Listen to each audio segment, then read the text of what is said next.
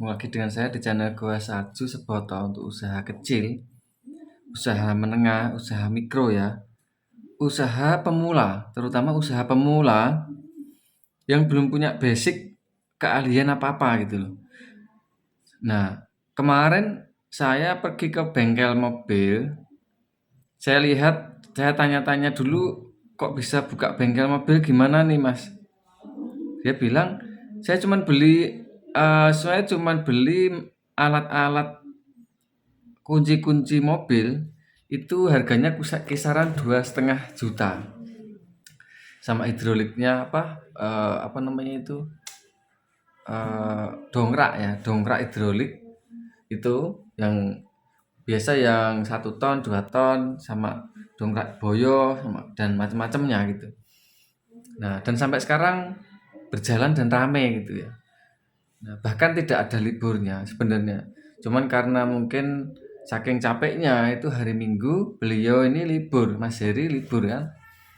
Nah, jadi teman-teman calon pengusaha jasa, baik itu cucian mobil, cucian motor juga sama gitu. Juga sama, modalnya itu hanya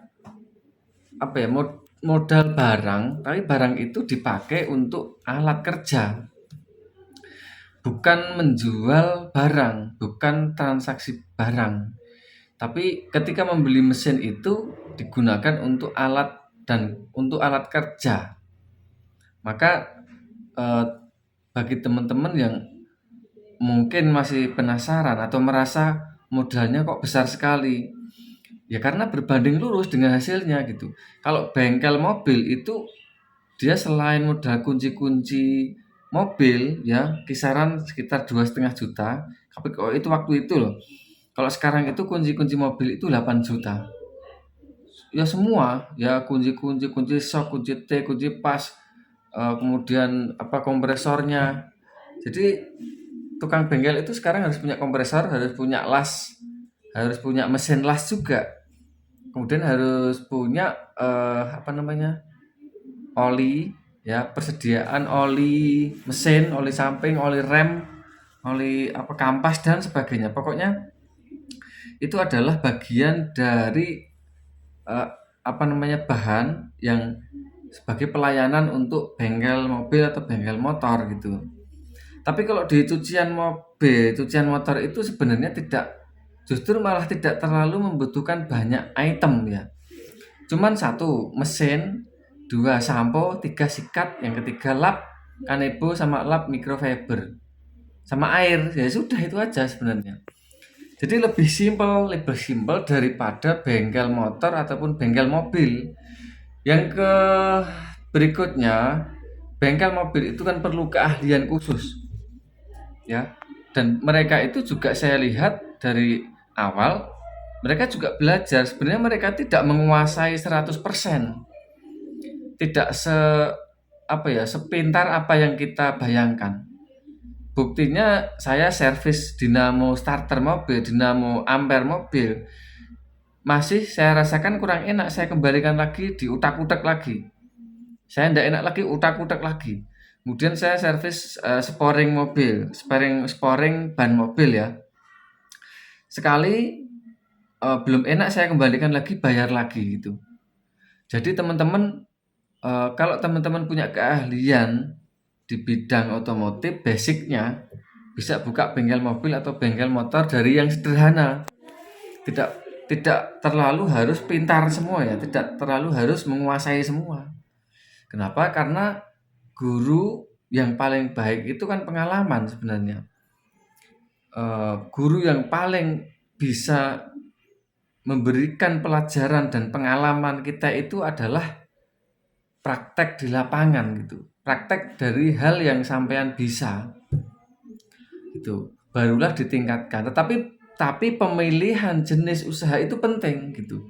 Misalnya begini, sampean memilih usaha tapi jual beli dalam skala besar tapi modalnya limit. Nah, itu yang bahaya.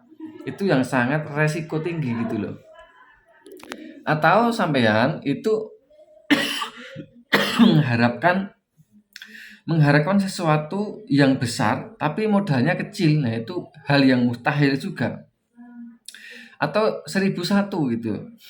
Nah, kecuali sampean itu punya relasi bisnis yang banyak gitu.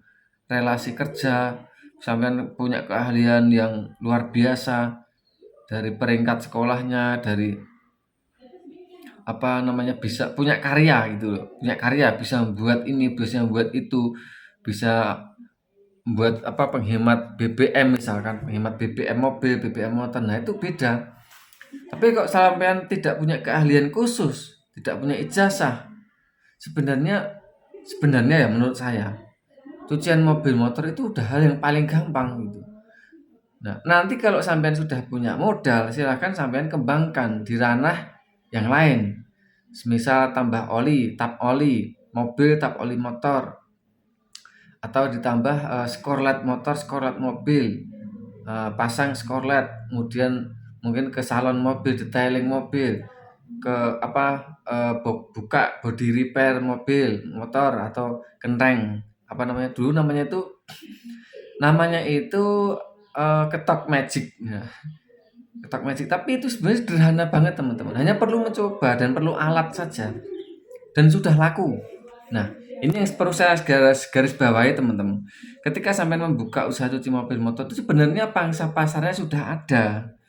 Sama juga ketika sampai membuka body repair mobil, bengkel body repair itu pangsa pasarnya sudah ada. Berbeda jika sampean itu mulai berusaha tapi bisnisnya itu besar, supplier barang, kulaan bayar dijual lagi. Nah, itu memang resiko, kalau dapat untung besar memang pas dapat untung ya besar, tapi rentan resikonya tinggi. Itu resikonya, resiko gagalan, resiko nunggak, resiko barang ditipu orang, resiko ini tinggi gitu. Tapi kalau cuci mobil motor, perawatan kendaraan itu rata-rata kan jasa, rata-rata ya. Meskipun ada jual beli ban mobil, ban motor, jual beli aksesoris, jual beli lampu dan sebagainya, itu kan biasanya di bengkel. Tapi bengkel sendiri itu selain jual beli kan dia juga jasa kan gitu. Artinya sampean mengambil jasanya saja bisa tanpa harus buka apa namanya, buka toko toko spare part mobil motor, tidak perlu. Tapi sampean ambil satu-satu.